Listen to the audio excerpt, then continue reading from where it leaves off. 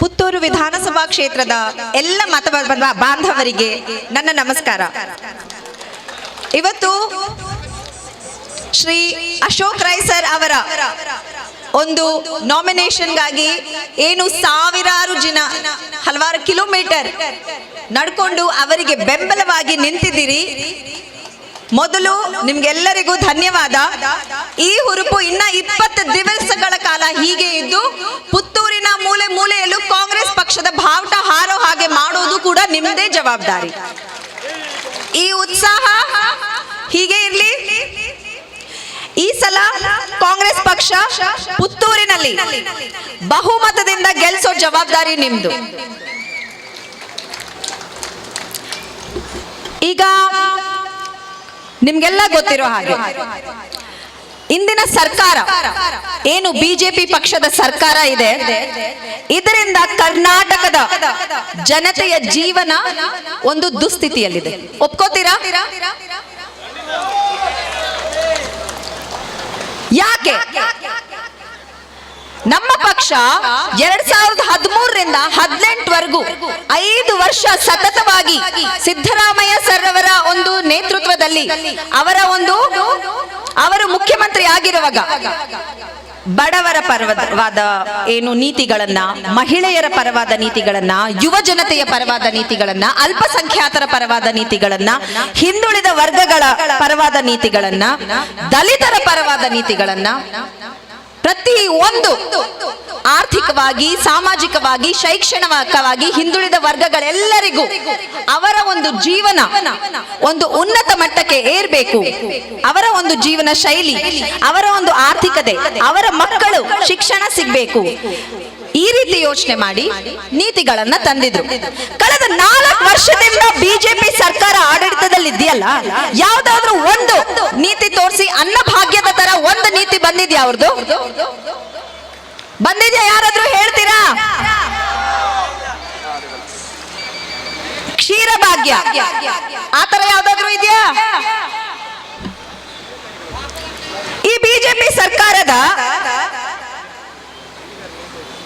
ಒಂದು ಹೆಸರಿಗೆ ಇರುವಂತಹ ನೀತಿಗಳು ಯಾವುದು ಇಲ್ಲ. ಒಳ್ಳೆಯ ನೀತಿಗಳು, ಸ್ಕ್ಯಾಮ್ಗಳು ಮಾತ್ರ ಇದೆ. ಹೌದಾ?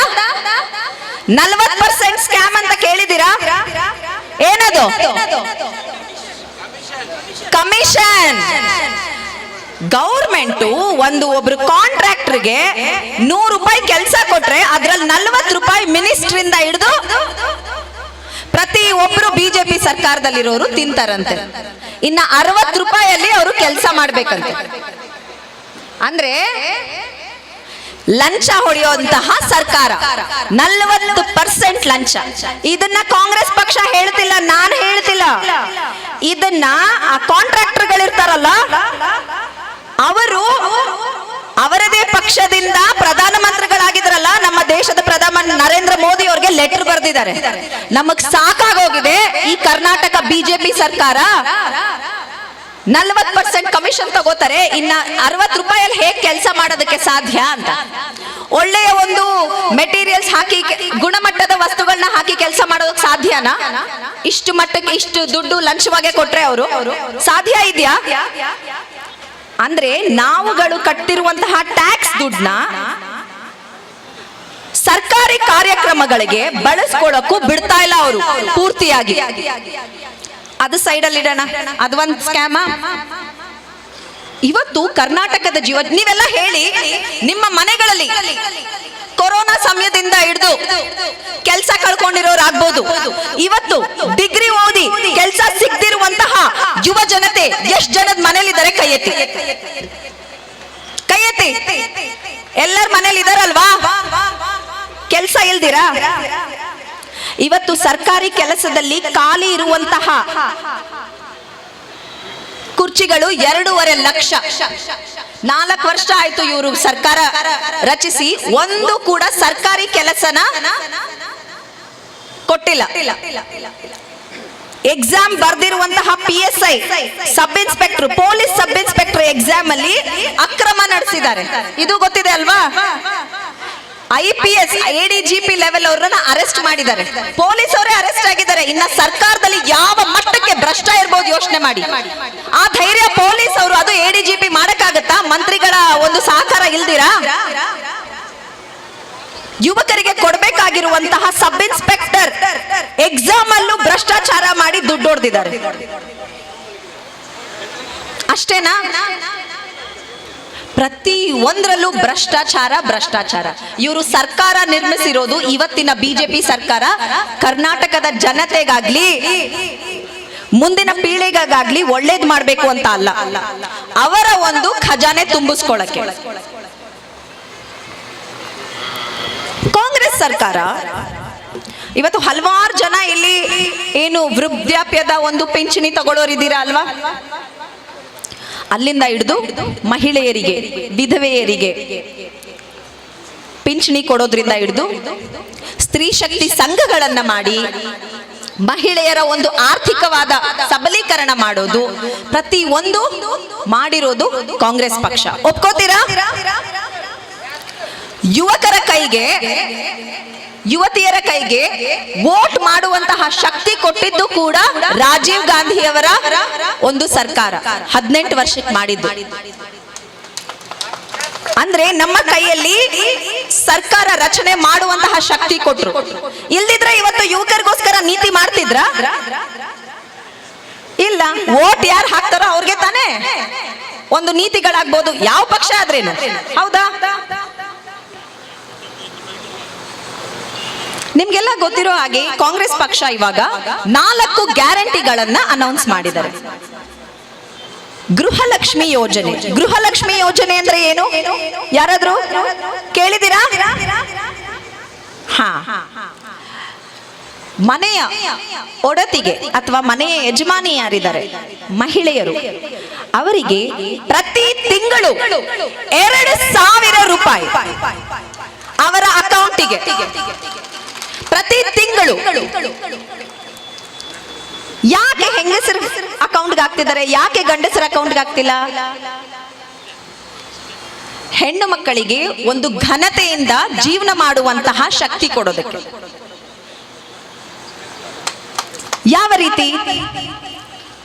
ನಮ್ಮ ದೇಶದಲ್ಲಿ 90%ಗೂ ಹೆಚ್ಚು ಹೆಣ್ಮಕ್ಳು, ಅಂದ್ರೆ 100ಕ್ಕೆ 90 ಹೆಣ್ಮಕ್ಳು ಅವರ ಆರೋಗ್ಯದ ಬಗ್ಗೆ ಆಗ್ಲಿ ನಿರ್ಧಾರ ಮಾಡ್ಕೊಳ್ಳೋದಿಲ್ಲ. ಹೌದಾ? ಇಲ್ಲಿರೋರೇ ಹಲವಾರು ಜನ ನಿಮಗೆ ಹೆಣ್ಣು ಮಕ್ಕಳು ಏನ್ ಕೂತಿದ್ದೀರಿ, ನಿಮ್ಮ ಆರೋಗ್ಯದ ಬಗ್ಗೆ ಏನಾದ್ರೂ ತೊಂದರೆ ಆದಾಗ ನೀವು ನಿಮ್ಮ ಮನೆಯವ್ರ ಮೇಲೆ, ಯಾರಾದ್ರೂ ನಿಮ್ಮನ್ನ ಹಾಸ್ಪಿಟಲ್ ಕರ್ಕೊಂಡು ಹೋಗೋವರೆಗೂ ನೀವಾಗೆ ಹೋಗಕ್ಕಾಗಲ್ಲ ಅಲ್ವಾ?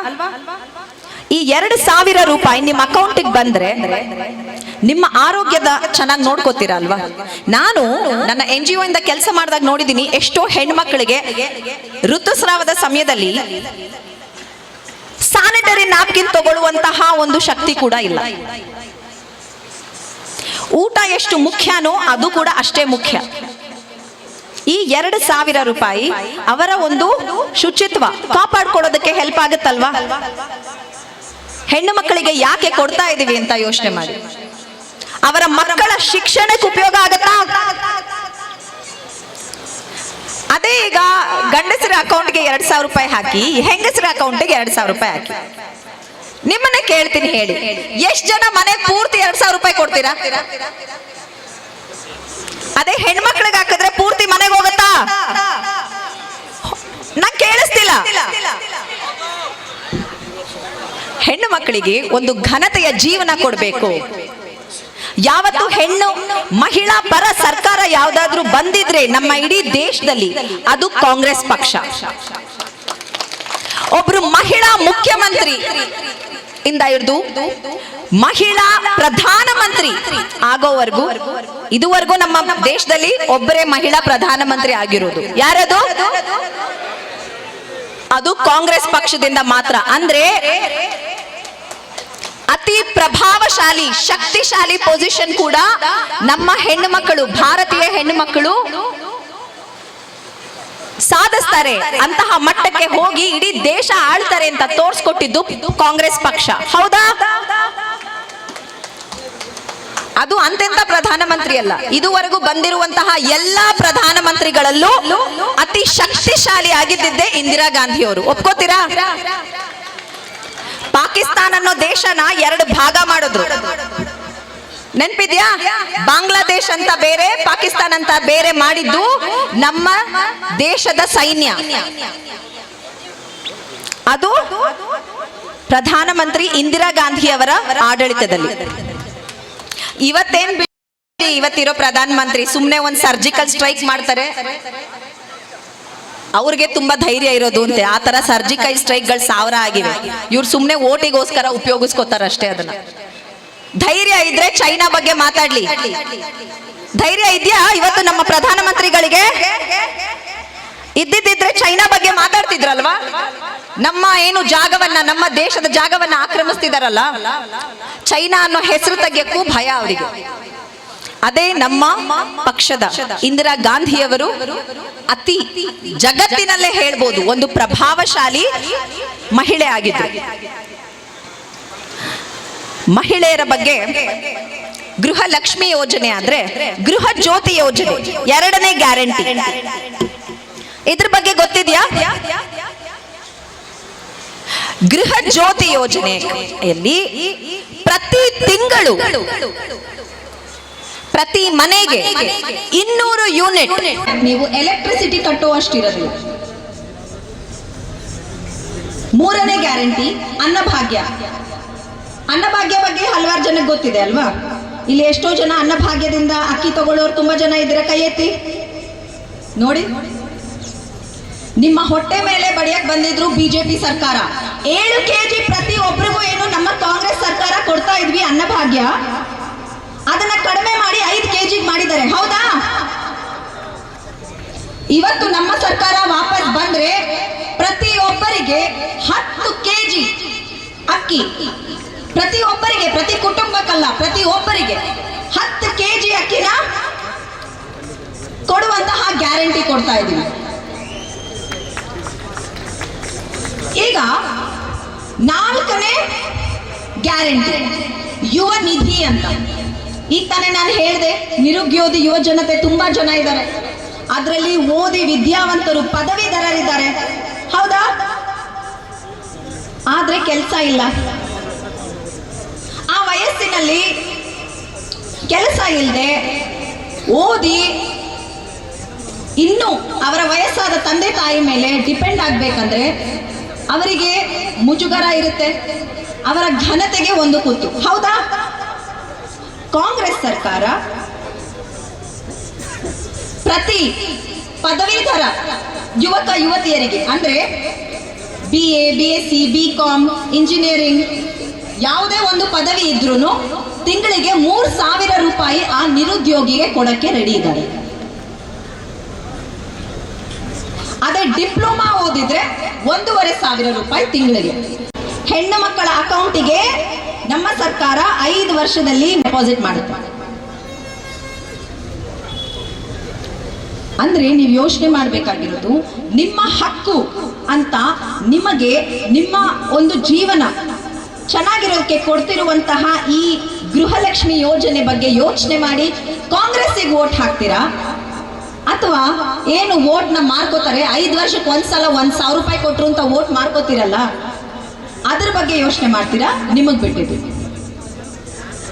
2ನೇ ಗ್ಯಾರಂಟಿ ತಗೊಳ್ಳಿ, ಗೃಹಲಕ್ಷ್ಮಿ ಯೋಜನೆ, ಗೃಹ ಜ್ಯೋತಿ ಯೋಜನೆ.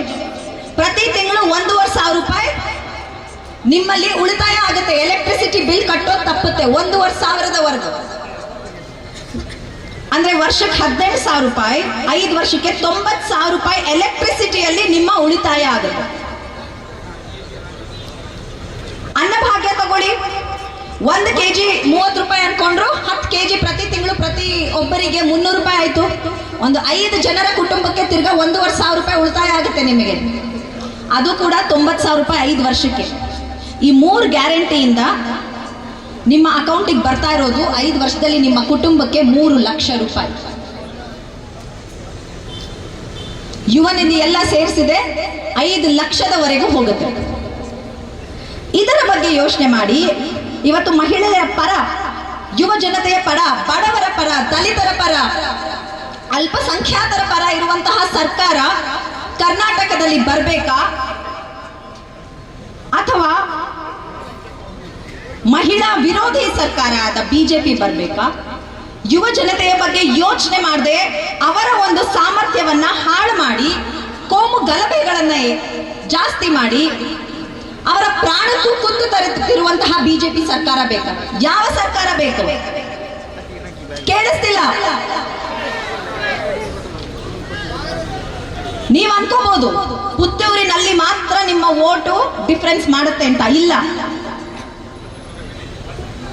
ಪುತ್ತೂರಿನ ಮೂಲೆ ಮೂಲೆಯಲ್ಲೂ ಕಾಂಗ್ರೆಸ್ ಪಕ್ಷ ಬಾವುಟ ಹಾರಿದ್ರೆ ದಕ್ಷಿಣ ಕನ್ನಡ ಜಿಲ್ಲೆಯಲ್ಲಿ ಏನು ಹೋದ್ಸಲ ನಿನ್ನೆ ಸುಳ್ಯದಲ್ಲಿ ಇದನ್ನೇ ಹೇಳ್ತಿದೆ, ದಕ್ಷಿಣ ಕನ್ನಡದ ಜಿಲ್ಲೆ ಜನ ತುಂಬಾ ಬುದ್ಧಿವಂತರು ವಿದ್ಯಾವಂತರು ಅಂತ ಹೇಳ್ತಾರೆ ಇಡೀ ಕರ್ನಾಟಕದಲ್ಲಿ ಅಲ್ವಾ? ಆದ್ರೂ ಯಾಕೆ ಹೋದ್ಸಲ ಯಾಮಾರ್ ಬಿಟ್ಟಿದ್ ನೀವೆಲ್ಲ? 7 ಕಾಂಗ್ರೆಸ್ ಒಂದೇ ಒಂದು ಬೇರೆ ಪಕ್ಷದವರಿದ್ರು 2013ನೇ ಚುನಾವಣೆಯಲ್ಲಿ. 18ರಲ್ಲಿ ಯಾಕೆ ಉಲ್ಟಾ ಆಯ್ತು?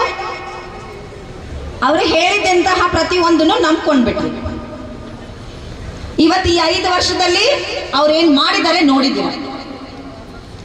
ಆ ಶಾಸಕರುಗಳಾಗ್ಬೋದು, ಬಿಜೆಪಿ ಸರ್ಕಾರ ಆಗ್ಬೋದು, ಇವತ್ತು ನಿಮ್ಮ ಕೈಯಲ್ಲಿದೆ. 2019ರಲ್ಲಿ ಮೋದಿ ಸರ್ಕಾರ ಆಡಳಿತಕ್ಕೆ ಬಂದು 9 ತಿಂಗಳಲ್ಲಿ ಅಷ್ಟು ಮುಸ್ಲಿಂ ಸಮುದಾಯದವರು ರೋಡ್ ಮೇಲೆ ನಿಂತ್ಕೊಂಡು ಪ್ರೊಟೆಸ್ಟ್ ಮಾಡ್ಬೇಕಾಗಿ ಬಂತಲ್ಲ. ಕಾಂಗ್ರೆಸ್ ಸರ್ಕಾರ ಇದ್ದಿದ್ರೆ ಈ ಕೆಲಸ ಆಗ್ತಿತ್ತಾ? ರೈತರು ವರ್ಷಗಟ್ಟಲೆ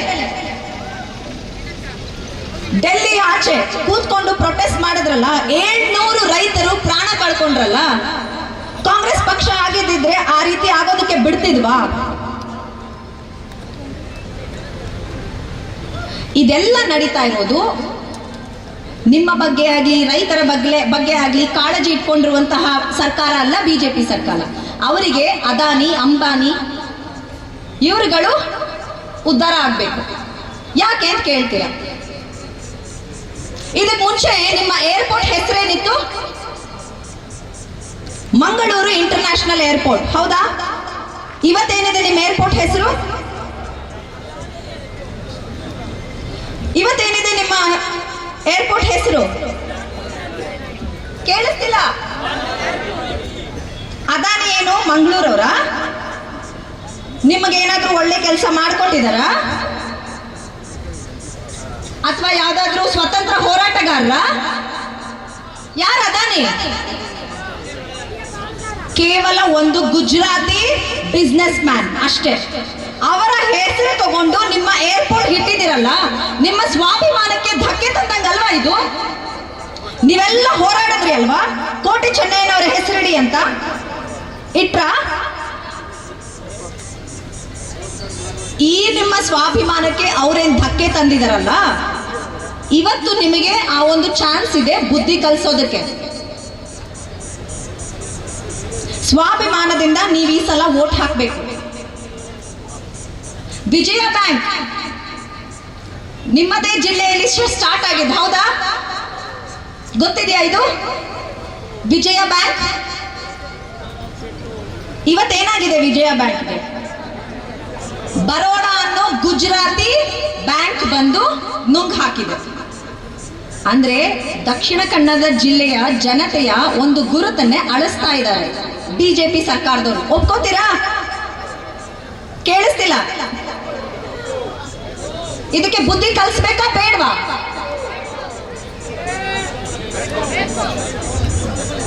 ಅದಕ್ಕೆ ನೀವು ಮಾಡಬೇಕಾಗಿರೋದು ಕಾಂಗ್ರೆಸ್ ಪಕ್ಷನ ಪ್ರತಿ ಒಂದು ಕಡೆ ಗೆಲ್ಲಿಸಬೇಕಾಗಿರೋದು. ಅಶೋಕ್ ರೈ ಸರ್ ಅವರ ಬಗ್ಗೆ ತುಂಬಾ ಕೇಳಿದ್ವಿ. ಹಲವಾರು ಸಮಾಜಮುಖಿ ಕೆಲಸಗಳನ್ನ ಮಾಡಿದ್ದಾರೆ. ಜಾತಿ ಮತ ಭೇದ ಯಾವುದು ಇಲ್ಲದೆ ಜನಪರ ಕೆಲಸಗಳನ್ನ ಮಾಡಿದ್ದಾರೆ ಅಂತ ಎಲ್ಲ ಕೇಳಿದ್ದೆ. ಅಂಥ ನಾಯಕರು ನಿಮ್ಮಿಂದ ಚುನಾಯಿತರಾಗಿ ನಿಮ್ಮ ಪರ ನಿಂತರೆ ಅಸೆಂಬ್ಲಿಯಲ್ಲಿ ಇಂತಹ ದ್ರೋಹ ಮಾಡೋದಕ್ಕೆ ಬಿಡೋದಿಲ್ಲ ಸರ್ಕಾರವನ್ನು, ಹೌದಾ? ಮಹಿಳೆಯರ ವಿರೋಧಿ ಸರ್ಕಾರ ಅಂತ ಯಾಕೆ ಹೇಳಿದೆ ಅಂತ ನೀವು ಕೇಳ್ಬೋದು. ಮಹಿಳೆಯರ ಸುರಕ್ಷತೆ ಏನಾಗಿದೆ ಇವತ್ತು ಬಿಜೆಪಿಯ ಸರ್ಕಾರದಲ್ಲಿ ಹೇಳಿ? ಎಷ್ಟು ಅತ್ಯಾಚಾರಗಳು ನಡೀತಾ ಇದೆ ದೇಶಾದ್ಯಂತ ನೋಡಿದಿರಾ? ಇದುವರೆಗೂ ಮೋದಿಯವರು ಬಂದು ಆಚೆ ಬಂದು ಈ ಅತ್ಯಾಚಾರಗಳ ಬಗ್ಗೆ ಮಾತಾಡಿದಾರ? ಇಲ್ಲ. ಅದೇ ಗುಜರಾತಿ ಗವರ್ಮೆಂಟ್ ಏನ್ ಮಾಡಿದೆ ಗೊತ್ತಾ? ಬಿಲ್ಕಿಸ್ ಬಾನು ಅನ್ನುವಂತಹ ಕೇಸ್ ಗೊತ್ತಿದೆಯಾ ನಿಮಗೆ? ಗೋಧ್ರಾ ಸಮಯದಲ್ಲಿ ಒಂದು ಹೆಣ್ಣು ಮಗಳ ಮೇಲೆ ಗ್ಯಾಂಗ್ ರೇಪ್ ನಡೆಯುತ್ತೆ. ಆ ಹೆಣ್ಣು ಮಗಳ ಮುಂದೆ ಅವರ ಏನು ಮನೆ, ಅವರ ತಂದೆ ತಮ್ಮ ಎಲ್ಲರನ್ನೂ ಕೊಂದು ಹಾಕ್ತಾರೆ. ಆ ಹುಡುಗಿ ಮೇಲೆ ರೇಪ್ ಮಾಡಿರ್ತಾರೆ 11 ಜನನೋ ಏನೋ. ಅವರನ್ನ ಜೈಲಿಂದ ಬಿಡುಗಡೆ ಮಾಡಿದ್ದಾರೆ ಗುಜರಾತ್ ಗವರ್ಮೆಂಟ್. ಇಲ್ಲಿ ಹೆಣ್ಣು ಮಕ್ಕಳ ಒಂದು ತೊಂದರೆ ಬಂದಾಗ ನೋಡಿ, ಯಾವುದೇ ಧರ್ಮ ಜಾತಿ ಯಾವುದು ಬರೋದಿಲ್ಲ, ಮನುಷ್ಯತ್ವ ಅಷ್ಟೇ. ಯಾವ ಹೆಣ್ಣಿನ ಮೇಲೆ ಅತ್ಯಾಚಾರ ಆದ್ರೂ ಅದರ ವಿರುದ್ಧ ನಿಂತ್ಕೊಂಡ್ರೆ ನಿಮ್ಮ ಮನೆ ಹೆಣ್ಣುಮಕ್ಕಳು ಕೂಡ ಸುರಕ್ಷಿತವಾಗಿರುವುದು. ಹೌದಾ? ಉತ್ತರ ಪ್ರದೇಶಲ್ಲಿ ಬಿಜೆಪಿಯ MLA ಒಂದು ರೇಪ್ ಮಾಡಿರ್ತಾರೆ. ಗೊತ್ತಿದೆಯಾ ಇದು? ಬಿಜೆಪಿಯ MLAನೇ ರೇಪ್ ಮಾಡಿದ್ದಾರೆ ಕಳೆದ ಒಂದು 3 ವರ್ಷದ ಹಿಂದೆ. ಅವಾಗ ಆದ್ರೂ ಆ ಪಕ್ಷ MLAನ ಕಿತ್ತಾಕಿರೋದಿಲ್ಲ, ಪಕ್ಷದಿಂದ ಉಚ್ಚಾಟನೆ ಮಾಡೋದಿಲ್ಲ. ಸುಪ್ರೀಂ ಕೋರ್ಟ್ ಆದೇಶ ಕೊಡುತ್ತೆ. ತಲೆ ಕೆಟ್ಟಿದ್ಯಾ ನಿಮ್ಗೆ? ಇನ್ನ ಆ ಮನುಷ್ಯ ನಿಮ್ಮ ಪಕ್ಷದಲ್ಲಿದ್ದಾರೆ, ಕಿತ್ತು ಆಚೆ ಹಾಕಿ ಅಂತ. ಅಲ್ಲಿವರೆಗೂ ಹಾಕಲ್ಲ ಬಿಜೆಪಿಯವರು. ಅವರಿಗೆ ಹೆಣ್ಣು ಮಕ್ಕಳ ಬಗ್ಗೆ ಆಗ್ಲಿ, ಅವರ ಬಗ್ಗೆ ಕಾಳಜಿ ಆಗ್ಲಿ ಇಲ್ಲ. ಅವ್ರಿಗೆ ಬೇಕಾಗಿರೋದು ಅಧಿಕಾರ. ಒಂದು MLA ಹೋಗ್ಬಿಟ್ರೆ ಕಷ್ಟ ಅಲ್ಲ, ಅದು ಕಿತ್ತು ಹಾಕಿರ್ಲಿಲ್ಲ ಒಬ್ಬ ರೇಪಿಸ್ಟ್. ಇಂತಹ ಸರ್ಕಾರ ಬೇಕಾ? ಅಥವಾ ನಿರ್ಭಯ ಕೇಸ್ ಆದಾಗ ಕಾಂಗ್ರೆಸ್ ಸರ್ಕಾರ ಆಡಳಿತದಲ್ಲಿತ್ತು.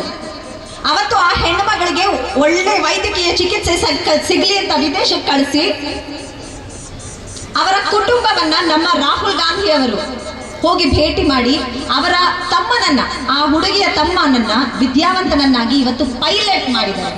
ಅದನ್ನ ಅವರ ತಾಯಿ ಅವರೇ ಹೇಳ್ತಾರೆ, ರಾಹುಲ್ ಗಾಂಧಿ ಅವರು ಜೊತೆಗೆ ಹೇಳಿದ್ರಂತೆ, ಯಾರಿಗೂ ಹೇಳಬೇಡಿ ಅಂತ ಅವಾಗ ಹೇಳಿದ್ರಂತೆ, ನಾನು ಸಹಾಯ ಮಾಡ್ತಿದ್ದೀನಿ ಅಂತ ಯಾರಿಗೂ ಹೇಳಬೇಡಿ ಅಂತ. ಇವತ್ತು ಆ ಹುಡುಗ, ಆ ಹೆಣ್ಣು ಮಗಳ ತಮ್ಮ ಒಂದು ಬಡ ಕುಟುಂಬದವರು, ಒಂದು ಪೈಲಟ್ ಆಗಿ ಆ ಕುಟುಂಬಕ್ಕೆ ಸಹಾಯ ಆಸರೆ ಆಗಿದ್ದಾರೆ. ಇಂಥವ್ರು ಬೇಕು. ನೀವು ಯೋಚನೆ ಮಾಡ್ಕೋಬೇಕು.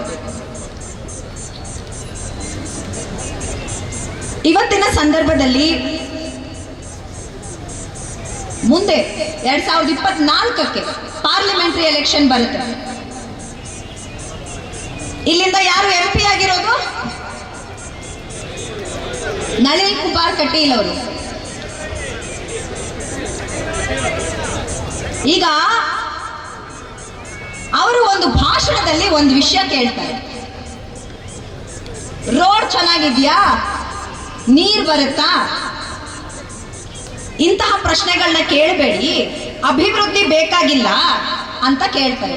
ಏನ್ ಬೇಕಂತೆ ಅವ್ರಿಗೆ? ಧರ್ಮಗಳ ಮದುವೆ ನಡುವೆ ಕಿಚ್ಚ ಹಬ್ಬಿಸೋದು ಬೇಕಂತೆ. ಅಂತಹ ಪ್ರಶ್ನೆ ಕೇಳಿ ಅಂತಾರೆ. ಕೋಮು ಗಲಭೆಯ ಪ್ರಶ್ನೆಗಳನ್ನ ಕೇಳಿ, ಅಭಿವೃದ್ಧಿ ಬಗ್ಗೆ ಕೇಳಬೇಡಿ. ಯಾಕೆಂದ್ರೆ ಇವರಿಗೆ ಯೋಗ್ಯತೆ ಇಲ್ಲ ಅಭಿವೃದ್ಧಿ ಮಾಡೋದನ್ನ.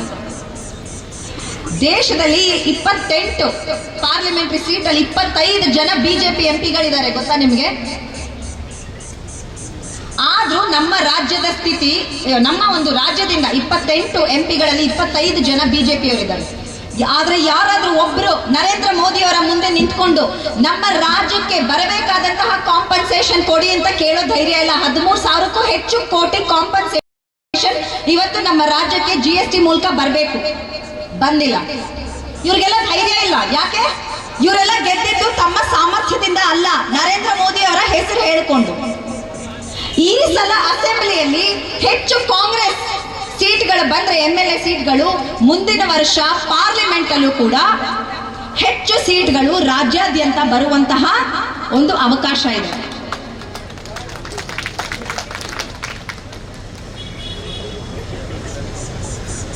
ಇವತ್ತು ಈ ಕೆಲಸ ಮಾಡಿಲ್ಲ ಅಂದ್ರೆ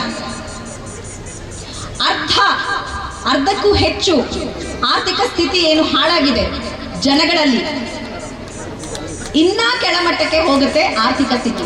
ನೋಡಿ, ಪ್ರತಿಯೊಬ್ಬರಿಗೂ ಯಾವ ಜಾತಿ ಧರ್ಮ ಅದು ಬೇಕಾಗಿಲ್ಲ. ಬೇಕಾಗಿರೋದು ಮೊದಲು ಊಟ, ನಿಮ್ಮ ಮಕ್ಕಳಿಗೆ ಶಿಕ್ಷಣ, ಇರೋದಕ್ಕೆ ಒಂದು ಸೂರು, ಮೊದಲು ಬೇಕಾಗಿರೋದು. ಆಮೇಲೆ ಬೇರೆ ಎಲ್ಲ ಬರುತ್ತೆ.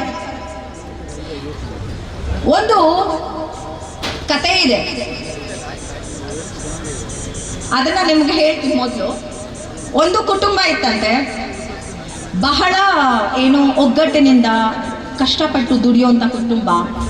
ಒಂದು ಕಳ್ಳರ ಗುಂಪು ಇವರ ಮನೆ ನುಗ್ಗಿ ದೋಚಬೇಕು ಅಂತ ಅನ್ಕೋತಾರಂತೆ. ಬಟ್ ಇವರೆಲ್ಲ ತುಂಬಾ ಬುದ್ಧಿವಂತರಲ್ಲ, ಎಚ್ಚರವಾಗಿರ್ತಾರಲ್ಲ, ಹೇಗೆ ಇವ್ರ ಮನೆ ಕಳ್ತನ ಮಾಡೋದು ಅಂತ ಯೋಚನೆ ಮಾಡ್ತಾರೆ. ಆ ಕಳ್ಳರ ಗುಂಪಲ್ಲಿ ಡಿಸೈಡ್ ಮಾಡ್ಕೊಂಡು ಹೋಗ್ತಾರೆ. ಆ ಮನೆಯಲ್ಲಿರುವಂತಹ ಗಂಟೆ ಇದೆಯಲ್ಲ, ಗಂಟೆ, ಅದನ್ನ ತಗೊಂಡು ಒಬ್ಬ ಆ ಗಂಟೆ ಬಾರಿಸ್ಕೊಂಡು ಒಂದ್ ಕಡೆ ಓಡೋಗ್ತಾನಂತೆ. ಮಲಗಿದ್ದವರೆಲ್ಲ ಮನೆ ಜನ ಎದ್ದು ಆ ಗಂಟೆ ಹಿಂದೆ ಅವ್ನ್ ಕಳ್ಳ ಅನ್ಕೊಂಡು ಓಡ್ತಾರೆ. ಇನ್ ಮಿಕ್ಕವ್ರಿದ್ರಲ್ಲ ಬಂದು ಮನೆ ಪೂರ್ತಿ ದೋಚ್ಕೊಂಡು ಹೊಟ್ಟೋಗ್ತಾರೆ. ಗಂಟೆ ಕಡೆ ತಾನೇ ಹೋಗ್ತಾರೆ, ಸದ್ದಾಯ್ತು ಅಂತ, ರಾತ್ರಿ ಯಾರೋ ಕಳ್ಳ ನುಗ್ಗಿದ್ದಾನೆ ಅಂತ. ಮಿಕ್ಕವರೆಲ್ಲ ಮನೆ ದೋಚ್ಕೊಂಡು ಹೊಟ್ಟೋಗ್ತಾರೆ. ಈ ಕಥೆ ಯಾಕೆ ನಿಮ್ಗೆ ಹೇಳ್ತಾ ಇದ್ದೀನಿ ಗೊತ್ತಾ? ಈ ಕೋಮು ಗಲಭೆಗಳನ್ನ ಮಾಡಿ, ಧರ್ಮದ ಹೆಸರಲ್ಲಿ, ಜಾತಿಯ ಹೆಸರಲ್ಲಿ ವಿಷಯಗಳನ್ನ ಮಂಡಿಸ್ತಾ ಇರೋದವರು. ನೀವು ಅಭಿವೃದ್ಧಿಯ ಒಂದು ಕೆಲಸದ ಬಗ್ಗೆ ಪ್ರಶ್ನೆ ಕೇಳಬಾರ್ದು, ಅವ್ರು ಮಾಡ್ತಿರುವಂತಹ ಭ್ರಷ್ಟಾಚಾರದ ಬಗ್ಗೆ ಪ್ರಶ್ನೆ ಕೇಳಬಾರ್ದು. ಅವರಿಗೆ ನಮ್ಮ ರಾಜ್ಯವನ್ನ ದೋಚುವಂತಹ ಒಂದು ಸುಲಭ ದಾರಿ ಕಾಣಬೇಕು ಅಂತ. ಇದಕ್ಕೆ ನಾವು ಸಹಾಯ ಮಾಡಬಾರ್ದು ಅಂದ್ರೆ ಕಾಂಗ್ರೆಸ್ ಪಕ್ಷಕ್ಕೆ ನಿಮ್ಮೆಲ್ಲರ ಮತ ಬೀಳೋದಷ್ಟೇ ಅಲ್ಲ, ನಿಮ್ಮ ಜೊತೆಯವರು, ನಿಮ್ಮ ಸಂಬಂಧಿಕರು, ಪ್ರತಿಯೊಬ್ಬರನ್ನು ಚೇಂಜ್ ಮಾಡೋದು ನಿಮ್ಮ ಜವಾಬ್ದಾರಿ. ಬಹುಮತದಲ್ಲಿ ಸುಮ್ಮನೆ ಈಗ ನೋಡಿ, ಕಡಿಮೆ ಅಂತರದಿಂದ ಗೆಲ್ಸೋದಲ್ಲ ಅಶೋಕ್ ರೈ ಸರ್ ಅವರನ್ನ. ಬಹುಮತದಲ್ಲಿ ಗೆಲ್ಸಿದಾಗ ಅದು ಒಂದು ಯಶಸ್ಸಾಗುತ್ತೆ. ಹೌದಾ? ಅದು ನಿಮ್ಮ ಕೈಯಲ್ಲಿ ಮಾತ್ರ ಇದೆ. ಎಲ್ಲದಕ್ಕಿಂತ ಮುಖ್ಯವಾಗಿ ಮಹಿಳೆಯರ ಕೈಯಲ್ಲಿದೆ, ಮಹಿಳಾ ಕಾರ್ಯಕರ್ತರ ಕೈಯಲ್ಲಿದೆ. ಯಾಕೆ? ಒಂದು ಮನೆಗೆ ಹೋದಾಗ ಪುರುಷರು ಹೋದ್ರೆ ಬಾಗ್ಲಲ್ಲಿ ನಿಂತ್ಕೊಂಡು ಓಟ್ ಕೇಳ್ಬೋದು, ಆದ್ರೆ ನೀವು ಮನೆ ಒಳಗೆ ಹೋಗಿ ಅಡಿಗೆ ಮನೆವರೆಗೂ ಹೋಗ್ಬೋದು. ಹೌದಾ? ಅಡಿಗೆ ಮನೆವರೆಗೂ ಹೋಗಿ ಓಟ್ ಕೇಳಿ ಅವರನ್ನ ಒಪ್ಪಿಸುವಂತಹ ಶಕ್ತಿ ಮಹಿಳೆಯರಲ್ಲಿದೆ. ನೀವು ಹೆಚ್ಚು ಸಂಖ್ಯೆಯಲ್ಲಿ ಆಚೆ ಬಂದು ನೀವು ಬರೀ ಪುತ್ತೂರಿಗಾಗ್ಲಿ ಅಥವಾ ನಿಮ್ಮ ಬೂತಿಗಾಗ್ಲಿ ಮಾಡ್ತಿರುವಂತಹ ಸಹಾಯ ಅಲ್ಲ ಇದು. ಇದು ನಮ್ಮ ಇಡೀ ರಾಜ್ಯಕ್ಕೆ ನಿಮ್ಮ ಒಂದು ಸಹಾಯ, ನಮ್ಮ ದೇಶಕ್ಕೆ ಸಹಾಯ ಆಗುತ್ತೆ. ಪ್ರತಿಯೊಬ್ಬರು ಮುಖ್ಯ ಆಗ್ತೀರಾ. ನನ್ನ ಒಂದು ಓಟಿಂದ ಏನಾಗುತ್ತೆ ಅಂತ ಮನೆಯಲ್ಲಿರೋದು ಈ ಕೆಲಸ ಮಾಡಬಾರ್ದು.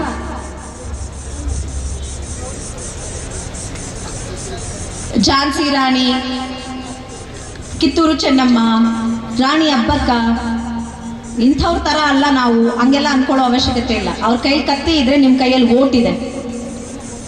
ಈ ಕಾಲದಲ್ಲಿ ವೋಟು ಕೂಡ ಅಷ್ಟೇ ಶಕ್ತಿಶಾಲಿಯಾಗಿದೆ.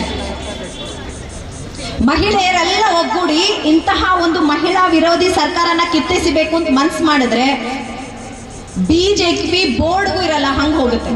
ಒಪ್ಕೋತೀರಾ? ಅದು ನಿಮ್ ಕೈಯಲ್ಲಿದೆ. ಇನ್ನ 20 ದಿನ ಇದೆ.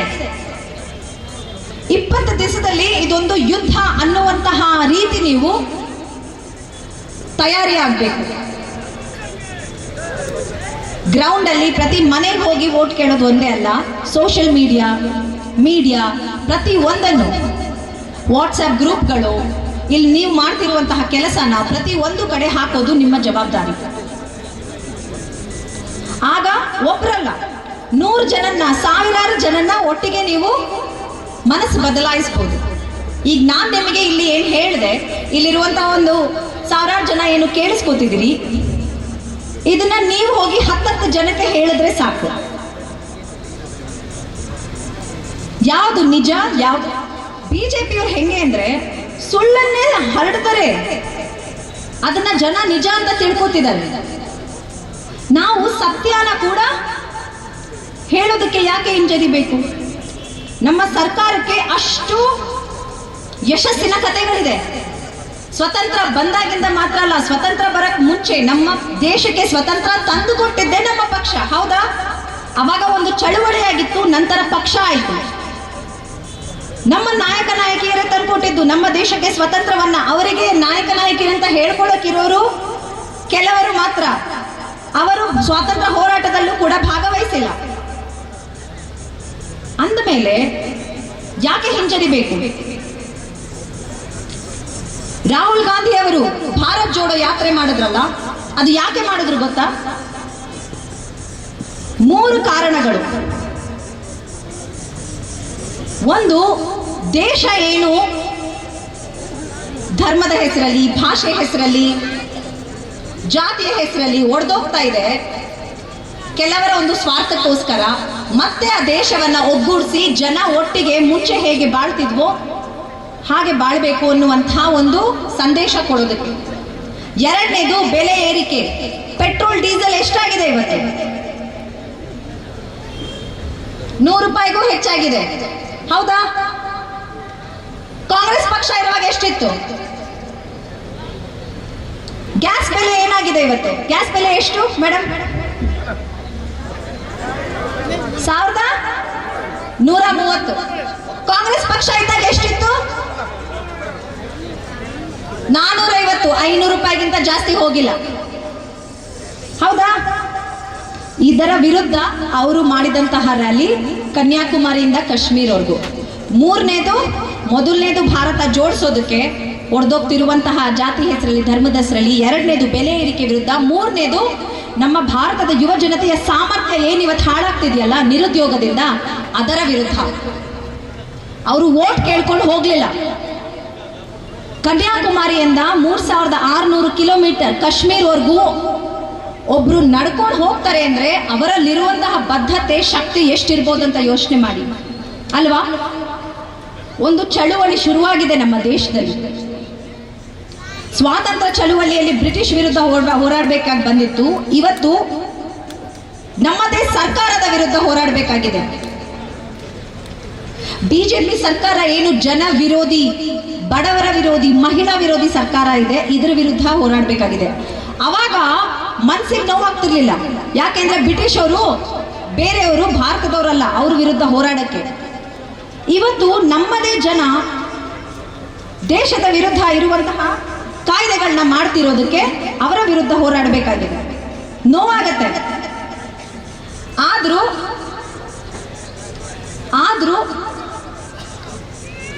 ದೇಶಕ್ಕೋಸ್ಕರ ಅವರು ನಮ್ಮವರೇ, ಇಲ್ಲ ಅಂತ ಹೇಳ್ತಿಲ್ಲ. ಸಿದ್ಧಾಂತದ ವಿರೋಧಿಗಳಷ್ಟೇ ನಾವು. ಅವರು ಒಳ್ಳೆ ರೀತಿಯಲ್ಲಿ ಅವರಿಗೂ ಅರ್ಥ ಮಾಡಿಸಿ, ನಿಮ್ ಜೊತೆ ಇರೋರು ಯಾರಾದ್ರೂ ಬಿಜೆಪಿಗೆ ವೋಟ್ ಹಾಕ್ತೀವಿ ಅಂದಾಗ ಹೇಳಿ, ಆಪ್ಷನ್ಸ್ ಇಡಿ. ಈ ತರ ಸರ್ಕಾರ ಬೇಕಾ, ಈ ತರ ಸರ್ಕಾರ ಬೇಕಾ?